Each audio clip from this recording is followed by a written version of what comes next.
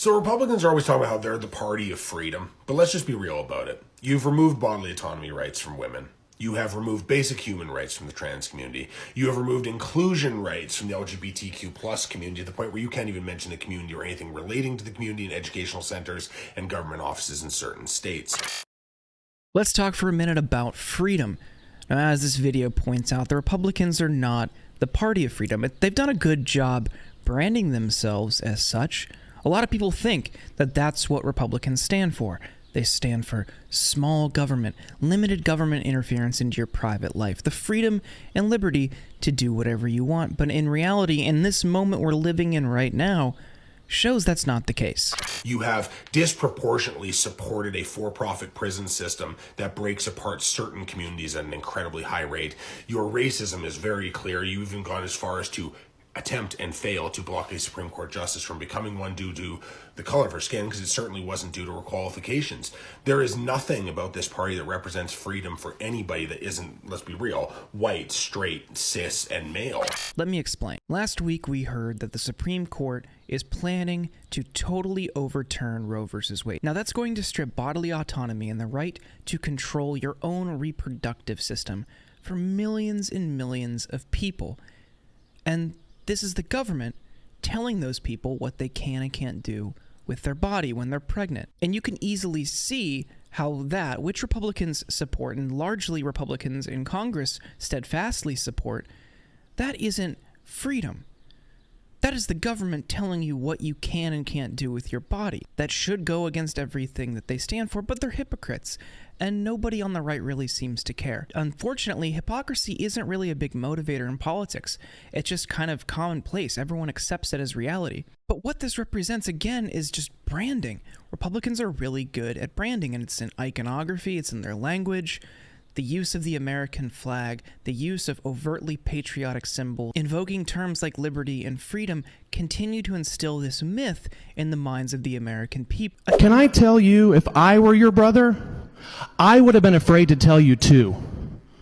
Well, I'm sorry. I would have been afraid to tell you too because of stuff like this. Because this is what you're focused on. This is the legislation you want to put forward. This is what consumes your time. I actually think that this clip from Ian Mackey from Missouri, my home state of Missouri actually, is one of the most effective usages of communication that I've seen on any type of congressional floor.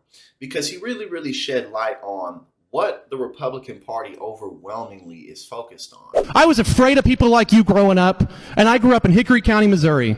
I grew up in a school district that would vote tomorrow to put this in place. In a time when we have, very pressing, wage issues, the wealth gap is increasing, people aren't able to find careers that even match their degrees. The Biden administration won't do much about student debt, even though, he kind of ran on that. But that's a whole nother subject. But all these pressing issues that we have, and the Republican Party is focusing on passing anti-trans bills and critical race theory, and they're focused on taking away women's rights to contraception and abortion. And, not only are these things culturally focused, but it's literally robbing people of their ability to exist in society freely at all, which really is the point. And for 18 years, I walked around with nice people like you who took me to ball games, who told me how smart I was, and who went to the ballot and voted for crap like this. He made a very good point when he pointed out that, growing up, he would be taken out to ball games, supported and, just have overall surface level good relationships with people.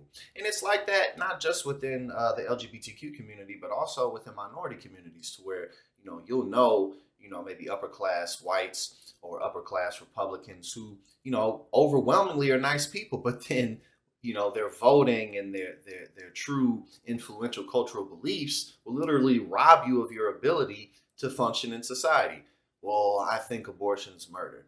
But do you know what it leads to for women to not have access to abortion? Well, I think drugs are bad. Well, do you understand what law enforcement is doing to minority communities? But they glaze over these things. But these are the beliefs that actually transform the nation. And this is why it's so important for us to really vote Republicans, because if we keep letting them get in office, look what's happening in the states. They're going to keep on taking our rights away. And it's not a joke. And thank God I made it. Thank God I made it out. And I think every day of the kids who are still there, who haven't made it out, who haven't escaped from this kind of bigotry. Republican states are literally like having a tennis match of who can on everyone's rights the worst. It's like, bing, abortion is illegal after 20 weeks. Oh, bing, 15 weeks. Oh, 15 weeks, you say. Bing, oh, we're going to make it 6 weeks.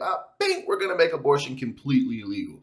Oh, anti-trans bill. Bing, oh, critical race theory. Bing, and it's like, yeah, you can make jokes out of it, but that's literally what they're doing. Meanwhile, we have all these real issues that are impacting everyone, no matter what socioeconomic background they come from, other than the top 0.1%, which is really where all the benefits are going to right now.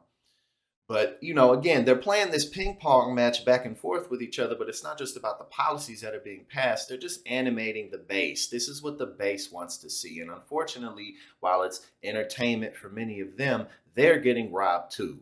And so we have a Republican Party that's just stampeding its way towards full-blown authoritarianism, and a Democratic Party that's not worth its salt, that's had every opportunity in the world to pass this and pass that, and they just haven't done it because they're weak and they're corrupt and they're paid to do exactly what they're doing. So it's really up to us, the people, to make a difference, because the Democratic Party is not an effective resistance party, and the Republican Party is completely out of its damn